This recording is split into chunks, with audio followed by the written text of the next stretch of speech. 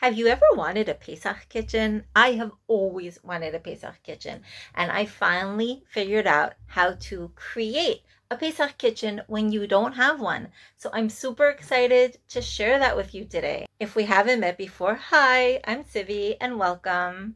Here on My Princess Life, we talk about creating a calmer, more intentional home, one that supports the Bat Melech in you, the princess, so you can create your own princess life. Today I'm tucked away here in my husband's office, away from the Pesach hullabaloo, so that I can share this exciting idea with you. I'm going to show you how to make your own Pesach kitchen and also share some recipes with you. Okay, so the first thing you need to do to set up this Pesach kitchen is to find a table. Honestly, it could probably even be a bed. It just needs to be somewhere that's not your kitchen so that you can still be, cooking pasta and cereal and whatever the things that your family wants to eat before Pesach, so you don't have to extend Pesach another week or two. My family does not like that.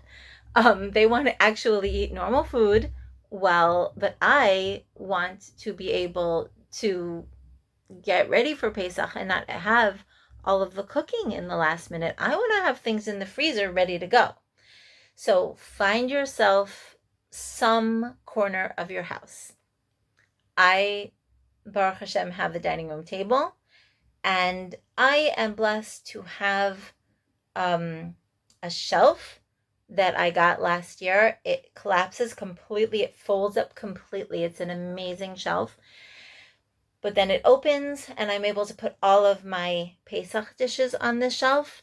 If you don't have it, you could probably just take this table and line all the dishes that you need in the back, your bowls and your mixing spoons and measuring spoons and all of those things. You don't need to take out all your Pesach dishes necessarily, but you need the main things. I was able to take out everything, and I just left away the stuff like the sink liners and those kinds of things that have nothing to do with our little Pesach kitchen here.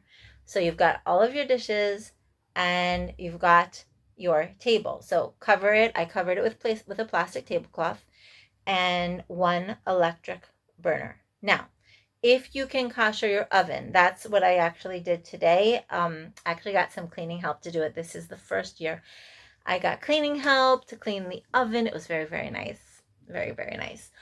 She helped me with the oven and the refrigerator. The refrigerator is a really big job. Every year I'm surprised how big of a job it is. I clean it in the middle of the year, but it's not the same thing as Pesach when you're actually cleaning out the whole fridge and freezer at once. It's a pretty big job. Maybe I will next year think of cleaning it before Pesach starts and then just wiping it out or something, because here we are a week before Pesach.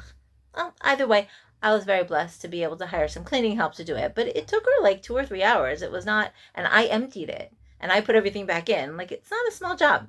So anyways, I digress. We're back on the oven. Yes, so oven was clean today. Oven was kosher today. So I do have an oven. The way I hold is that you can kosher the oven rack and use it before Pesach, but when I'm actually cooking on Pesach, I need to bring it to the place to do libun, with the blowtorch. But that's okay, because that'll be when I'm cooking on Pesach, like on Chol HaMoed. But for cooking that's actually been completed before Pesach, we hold that the regular just koshering is enough. Cleaning it well with a caustic cleaner and then putting it on the highest temperature for half an hour. If that's not enough for you, you can also cover it with foil. A lot of people do that. For me, that is enough. So that's, again, the way we hold. All right, so if you've got your oven ready, great. If not, you could also have a toaster oven. I mean, you could have I used to have a pretty big toaster oven that I would bake in. You can do that. Whatever you need to do. I finished cooking for Shabbat, so I just koshered my regular oven. So now you've got an oven, you have an electric burner, you have a table or a counter or a side table or a bed or some place that you can put your Pesach stuff. And then where do you wash the dishes? So I just cleaned the bathroom sink, made sure that any toothpaste anyone was using was kosher Pesach toothpaste, and I've been washing the Pesach dishes in the sink. It's not that hard. I keep the soap and the sponge here, and it's not like you're eating off of these dishes. It's just a bowl and a spoon and a measuring spoon. It's just a couple things here and there. It's been surprisingly easy to wash up. Have a towel there, dry it, and put it back away. Really, really, really easy. I cannot believe I did not do this. At the same time, my family's eating completely normally, and I'm not changing over until a couple days before Pesach, but I've already made matzo balls. I will give you the recipe, my favorite recipe, and those are in the freezer. Those were the easiest because those you don't even need an oven. I mean, you need a bowl and a mixing spoon, and then you roll them out, put them on a baking pan lined with baking paper. And honestly, I use a regular baking pan that's clean, but it's a chametz baking pan. And I just put 2 layers of baking paper over it, kosher Pesach baking paper, roll them out, put them in the freezer overnight. The next day, put them in a Ziploc bag, and now they're easy to go, easy like one at a time. And as we need them, I can just pop them in the soup. 20 minutes. I mean, you'll see when I write the recipe how long they need. So easy. For the whole rest of Yom Tov, that is ready, and I honestly will have enough to last going into the year, because after Pesach, we have Shabbat, and going further, and sometimes I have kids coming who want to have matzo balls. I also sometimes have kids coming who are gluten-free, or ketogenic, or whatever. Baruch Hashem, I have 6 children, and everybody has different needs. So it's good to have the matzo balls away. The other thing, so after I kosher the oven, the first thing I did, so excited, is I baked some cake.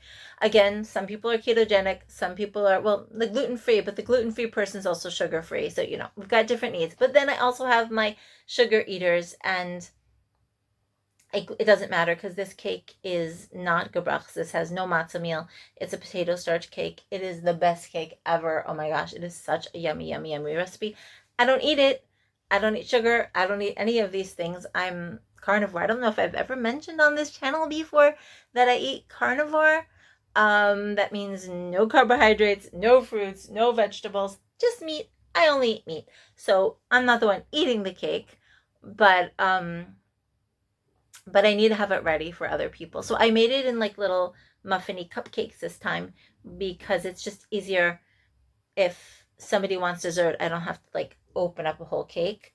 I can just give it to the people who want it. When these are cooled, I'm going to wrap each of them in saran wrap, and then I'm going to pop those also in the freezer. So that will be very, very super cool. So I realized there's really 3 types of foods. There are certain foods you can make really, really early.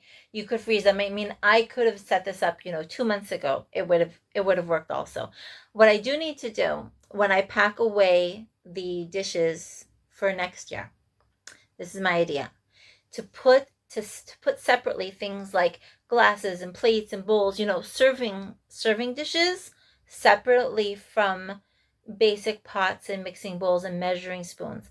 Because if I could have just pulled out just the things that I need for baking and cooking beforehand, I could have done this like a month ago, 2 months ago. Like, it wouldn't even have mattered whenever I had the time. You could set up this Pesach kitchen at any point in time. Even I mentioned, the kosher Pesach toothpaste. That's just because I'm using it every day and my kids are brushing their teeth and everything. But if you had regular toothpaste, so just wash it out before you wash the sink out well, and then you can use it. I mean, it's really very easy. It's shockingly easy. I'm surprising myself how easy this is. So I made a list. I'm going to read off a list here, okay? The things that you could make potentially very early: cakes, cookies, kugels, meatballs, matzo balls, roast chicken, pot roast, asado, stuffed cabbage, even roasting the zroa for the Seder table. You can also make salt water. You can do all of those things super, super in advance, which is pretty cool. Now, those are only the things on my personal menu, but you can use the AI these days to customize your own menu.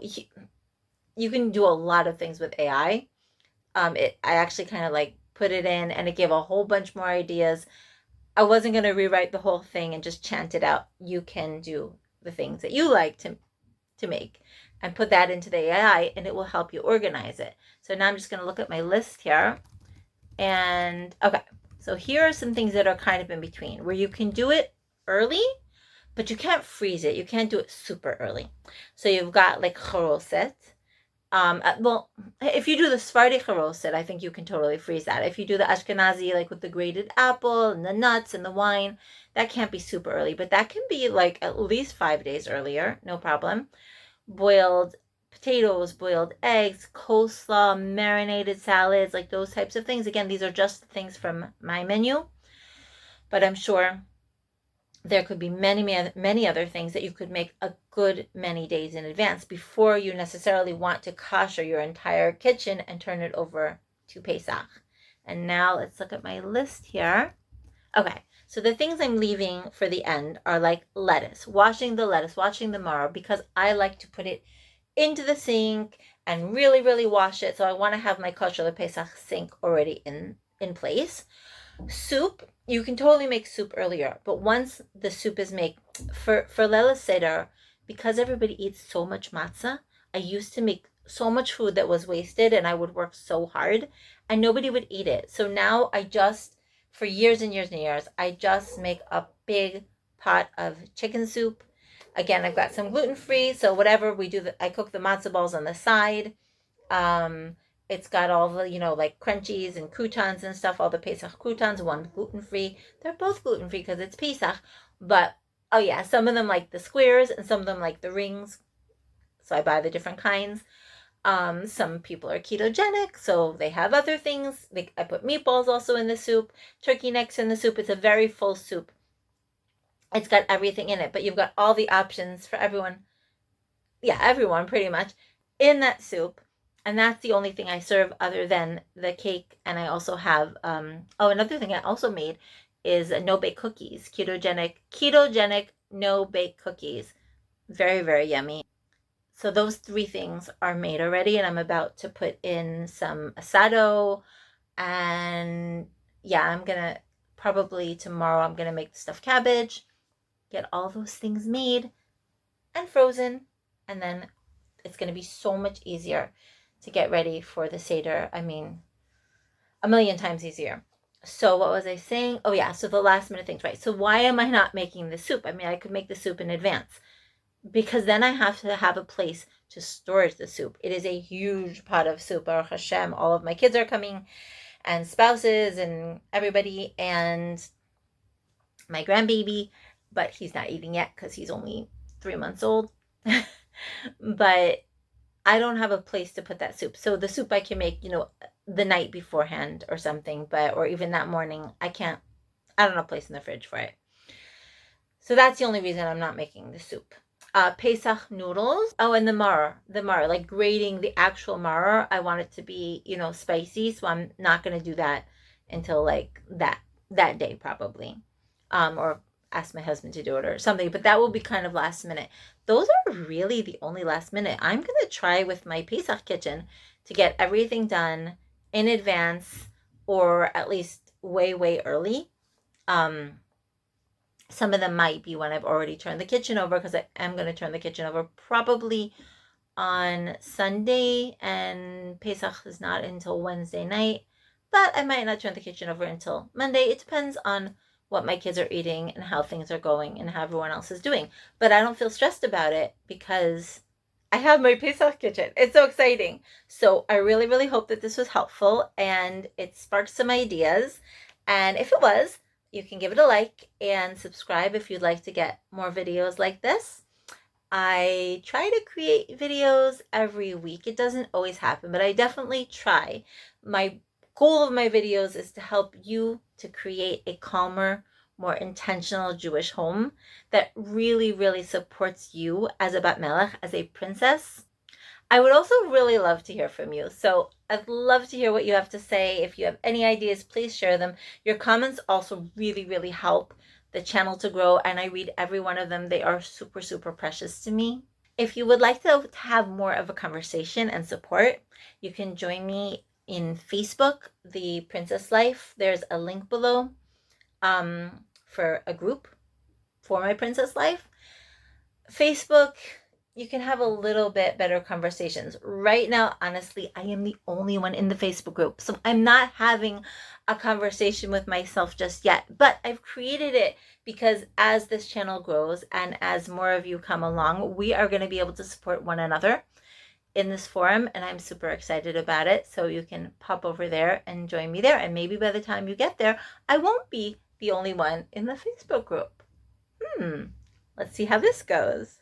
And remember, Hashem loves you more than you can ever imagine. He wants you to have an amazing day today and every day. Bye for now.